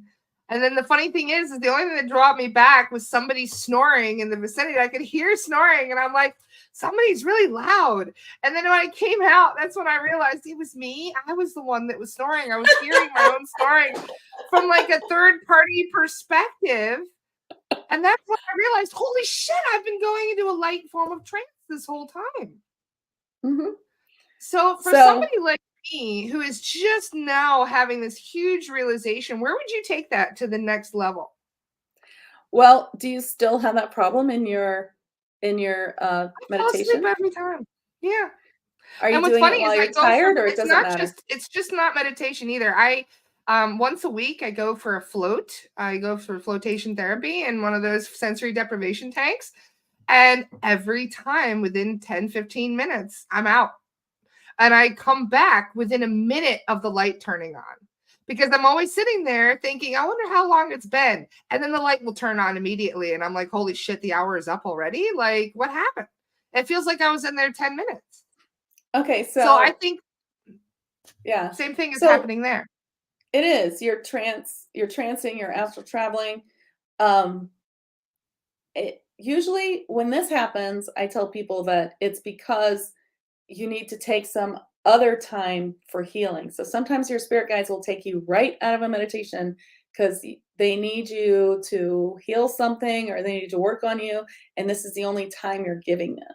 So do you feel like that could be it? Like, are there other times where you spend just for healing? I don't know. I zone out all the time. I'm one of those people. I have bad ADD as well. I've had it like my whole life. So I No, that's basically zoning like try out to is that's I've always usually wondered like because I'll also kind of like tap out, where I don't that's even like trancing lost out. time. Yeah, Is it? it is. I've done that my whole life. I always thought I was like just the biggest ditz. Like I just thought I was like, because I'd always be like, Same. What? Were you talking to me? Even in Like I was just in school, there's like Wonderland. this is why they started giving me Adderall. This is why they literally started giving me amphetamines in class. Because Yeah. if I was bored, I would check out. Well, I mean, here's what I want to know. Why in the world are we expected to listen to something that's boring? Like the fact that like we are told to take medication so we can listen to boring shit. Like, how does that make sense? Well, how about if it's not boring? Makes me crazy. Anyway, I feel like so yeah, but I do that too all the time. I like go places, traveling. But if it keeps happening in meditation, then you should do some get some like deep healing to see where you can clear that up and then keep doing meditations. But know that even though you checked out, so you checked out right at the same spot, people tell me this all the time, and then that you come back right when they're like, come back, that means Yeah. that it doesn't mean that it didn't work. You just don't remember it. So, like, whatever happened, you still have that. Like, if there was healing in there or something like that. Yeah, the school system is terrible. Interesting. So for somebody that is doing these things naturally, what would be the next step then in Okay. trying to do it intentionally? Well, I help people in 3 ways to, like, come to a place where they can channel. One is sessions, like doing the like deep work and opening clairs, things like that, one-on-one. And then also, I do one-on-one channeling, so people can come and wherever you're at, we can work on channeling or getting to the next level of your channeling. Um, then the other thing is I have that monthly membership, TAG Lightworkers. And in there, there's a lot of clair building and meditations and attunements and things like that. So I would say if you're having problems with meditation in that a specific way, then that's something I would really recommend because in there's attunement. So you're attuning to different beings. What that means is you're bringing your vibration to their vibration, meaning like So they're going down and you're going up and you got to meet in the middle. it's like you're imprinting. They're imprinting on you. So let's say, okay, so on my podcast, 5D Channels and Chats with Rachel Chemnos, that's my podcast. It's new. And I think it's the last week of December or the first week of, I think it's the last week of December. I'll be running something from TAG, and it's the Lyran sound healing attunement with a little bit of the masterclass, and so that people can attune to Lyran beings. So what will happen is if you have your clairs open and you can speak to them directly or you can channel their information. If you're somewhere in between, you can use oracle cards. Like I liked what Alparabeam said. You could take some oracle cards and be like, this is my deck for speaking with the Lyran beings or the blue avians or whatever. You're still posting opens in a new Still tab. doing it, this stupid thing. Every time I have copy and paste it so we can't do it in the private chat here on StreamYard. I'm going to have to copy and paste it, put it in Just copy another it from form. the chat like that. So weird. So anyway, usually what I see when people join TAG, they up level a lot and eventually the meditation starts working. So for my 22-week class where I take a few people twice a year to teach them a mastery of everything, that's called my it's called Accelerated Advanced Channeling. AAC is what I always call it. Anyway, and that is a 22-week course of 3 levels of trance, 2 levels of light language, and Reiki 2. You have to be Reiki 1 to start. And in that, I teach all the things, but you have to be able to get information in a meditation to do that. So usually that's usually where I tell people maybe go with some private healing, go with some just continual meditation. And then there's other things too. Sometimes it could just be that it may not be for you, but for some people it might be that their visualization is a little bit different than most people. So the way that a guided meditation works doesn't exactly work because you're trying too hard to see. And to know that it's not always important to see, that you can get all kinds of information in other ways, and it doesn't have to look like anything at all for it to come through. So if you can just go That's very into helpful. a meditation and get any kind of information. Another thing is you just might be going too deep. You could try visualization where you take a meditation, you skip the induction, which is the part where you like go down the steps or go down the elevator or something like that. You go down, down, down. You can skip that part and just kind of put yourself in like a really good receptive state and do a visualization of the main part of the meditation and see what happens. That could work too. Interesting. Yeah, those Wow. are things that can Very work. helpful. But Because I mean, honestly, so many people are struggling with the visualization thing. It's one of the biggest things that people tend to work on because some people can't visualize at all.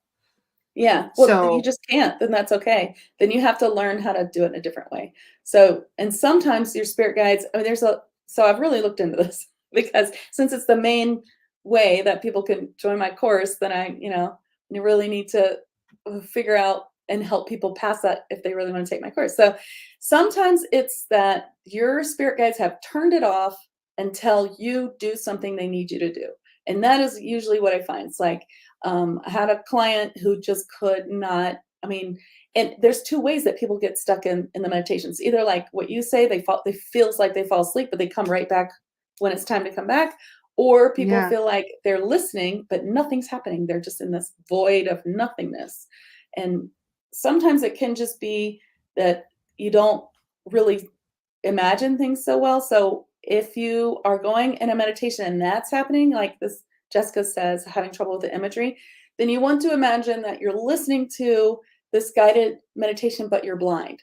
So you're just going to translate everything as if you're a blind person. So you expect to see nothing. You're just going to translate all the other sensory things that you're getting. And so when they're like, you see a pyramid in front of you, you're going to be like, I feel that there's, or I know, or I sense that there's a pyramid in front of me, something like that. You just kind of translate it in your head as and if. speaking it out loud has power too. I mean, if you think about it, if you can't visualize, because somebody said to me the other day, well, I want to imagine this protection bubble around me, but I can't do it. Like I can't see it with my own eyes. And I said, well, how about just saying it, imagining it with words rather Yeah, it than doesn't just matter. trying It's to just visualize? intention. You don't have to see Yeah. that bubble to know it's there. You're just like, there's a bubble around me and it's just there. Sometimes we really get into like we kind of mess ourselves up like, oh, I have to say every single thing or it's not going to work. Your spirit guides, they already know. So you could just be like, I want to do that thing I always do, which clears me. Okay. Oh, I've gotten so lazy about it. I'm like, shield up. You know what I mean by shield up? Just shield everything. Right. Reenact my spirit Like, circle. exactly. My sacred circle, I So think. I think it does get easier though with time, with practice. And it is one of those things. But the funny thing is, like I said, for years, I didn't even know what I was doing while I was practicing. I just I thought would I try sucked at visualizing. meditation. Well, I would just visualize it. Cut out the first part and try it and just do the visualization. And even if you don't see, visualize it as if you're blind, that sort of thing, but just try to do it again. The most important thing is that you get a message. If you can get a message, then, I mean, that's how I approach my long program especially a trance mediumship, is that I clear and ground. Also, make sure you're grounded. That can be a big problem. So you have Grounding to is be very clear important. and you have to be very grounded. And then I call in a sacred circle, which is in my group, on my page, and everywhere where you can find me. You can find a sacred circle or sacred sphere of protection. You feel protected and you're clear. Now you want a message from your guides. So in my course, we kind of go through every type of channeling, and I attune you to it, and then I attune you to your guide, and then we do a meditation, and then we get information and light codes from our guides, and then we come back, and then I teach you how to, in the first class, how to trans channel, and then we just trans channel them, bring through their healing, bring through their light, and just over and over and over again every weekend, or whatever day. It's Saturdays right now. Every Saturday, we're doing that. The same small group of people. You're getting a lot of feedback. You're bringing each other's guides forward. You're bringing through all different kinds of beings. As we progress, you're specializing. You're learning more protection. You're learning how to do more clearing techniques with Reiki, like removing psychic implants and portals and things like that. You're just going through all that stuff. You're learning, and you're getting feedback, and eventually you will have to believe that you're doing it. Also, I'm there, and I'm not going to tell you you're doing it if you're not.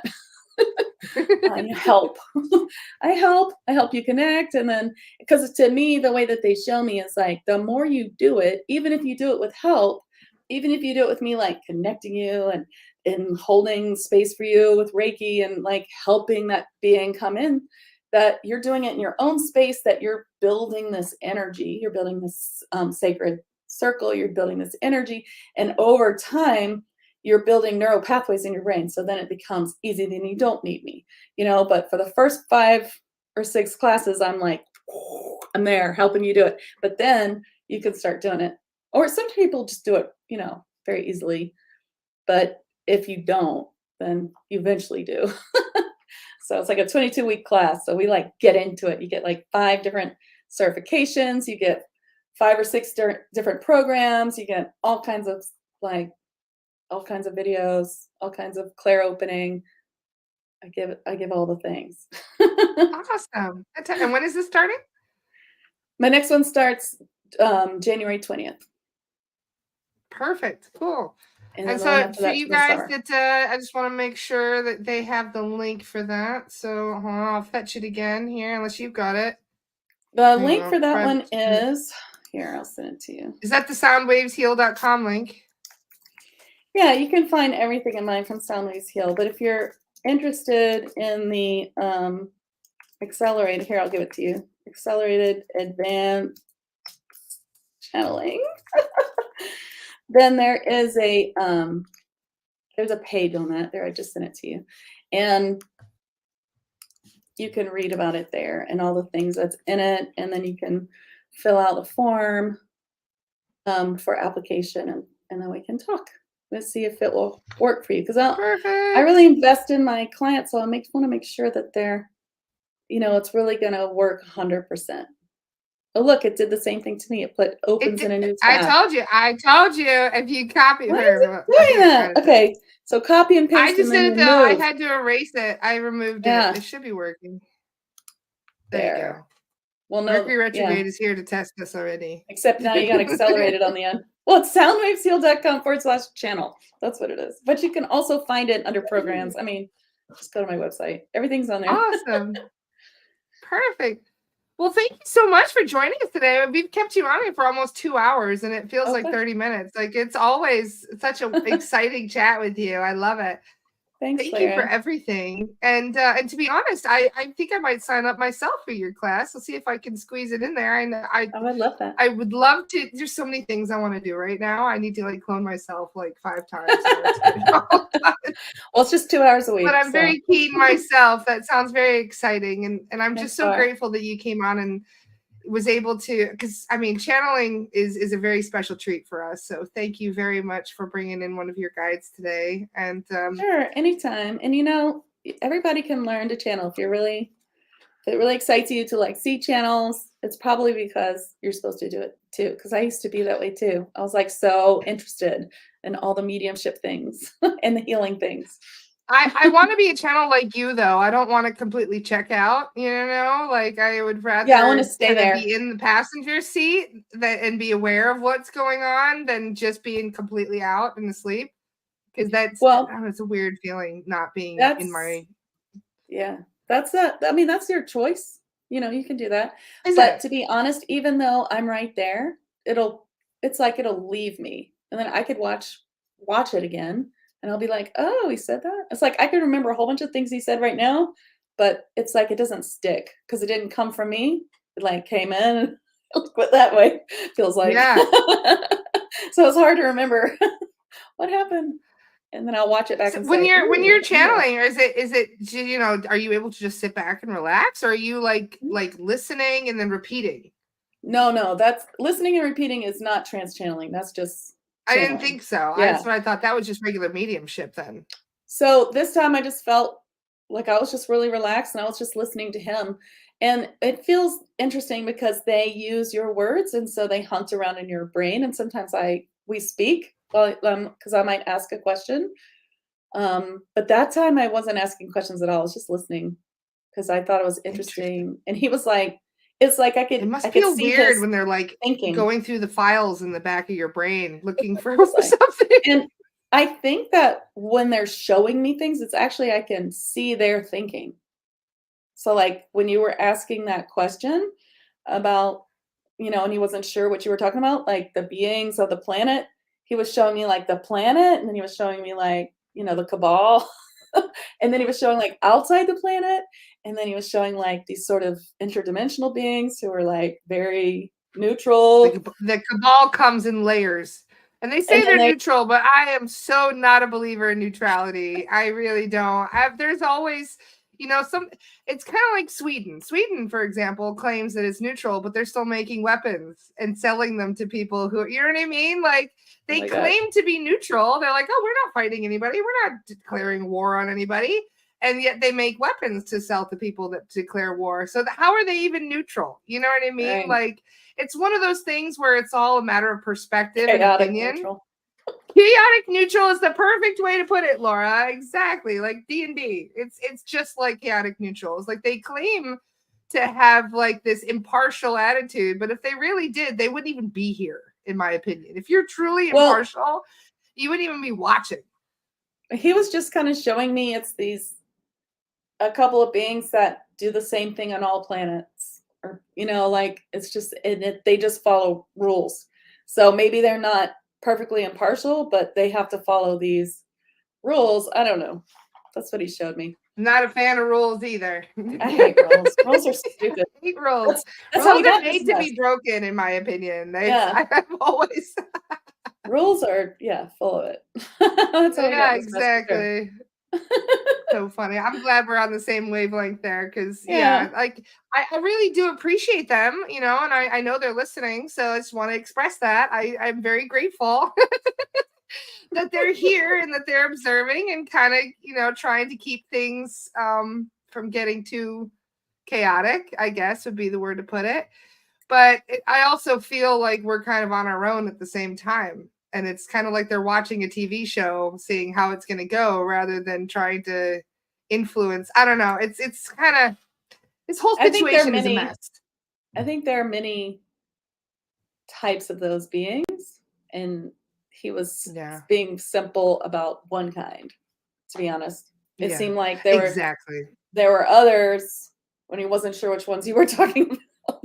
Or like he wasn't going to say, I don't know. Well, that's the problem is that, each race kind of has their own opinions. If you speak with the Urma, the cat, race, they're very much like, we don't approve of any of this. We want to crash the rules. We think this is all bullshit. They have the same opinion that I have where they're like, no, fuck this. I know. That's why I love them. They're my favorite. The Urma are my favorite, even more so. I'm a Pleiadian and I'm still like, yeah, the Urma are the best. And I don't know who those are. Are they Lyrans? Yeah, that's one of the they're basically just very advanced Lyrans, very they're cat people, but they're basically just very much we don't fuck around. Yeah, there's lots of different races of cat people. Mm-hmm. The Lyrans, the ones that you believe are from the follow, they're from the Pleiades, right? The Lyrans I follow are from Lyra. But they tell me there are so many kinds. Yeah, many That's the same planet then. Yeah, they're from Lyra as well. But Lyra is one of those that's like mixed with everything. Like you'll find Lyra Arcturian, Lyra Syrian Lyrans. Yes, exactly. They're kind of everywhere.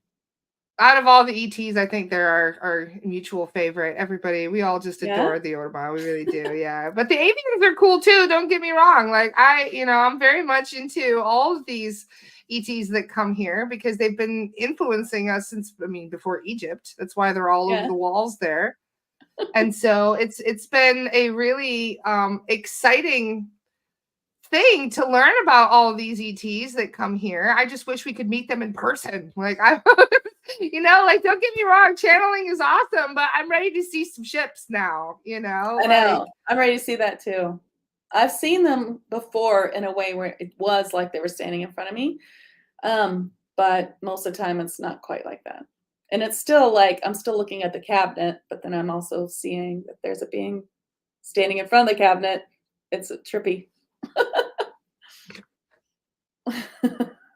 It's only going to get more and more exciting, and I feel like we might see some very shocking things in the next few years. I'm hoping, because I'm kind of bored with how this is and how waiting. We've got this. I really like that analogy though that he gave about the layers. It's kind of like one of those cocktails, those layered cocktails where you're kind of moving up through the densities. That's a great analogy that you gave. Was a good analogy. It's like, as you release, then you can come up to this lighter layer, and then you can come up to this one. Yeah. That's kind of cool. Yeah. And it's funny because the denser layers are at the bottom too. You are working your way up through the lighter layers as you go. Yeah. So, no wonder we think of it that way. It's very similar to what it is. Yeah. So we want to be great visualization of what we're dealing with in the astral. I also really like that analogy of like those cop windows, where the mirrors where they can see in on one side, but we can't. We can only see the mirror. Oh yeah. It's kind of like what we're dealing with right now is that they can see through the mirror just fine. They can observe everything, but we, can't see shit. But we can block in this little box.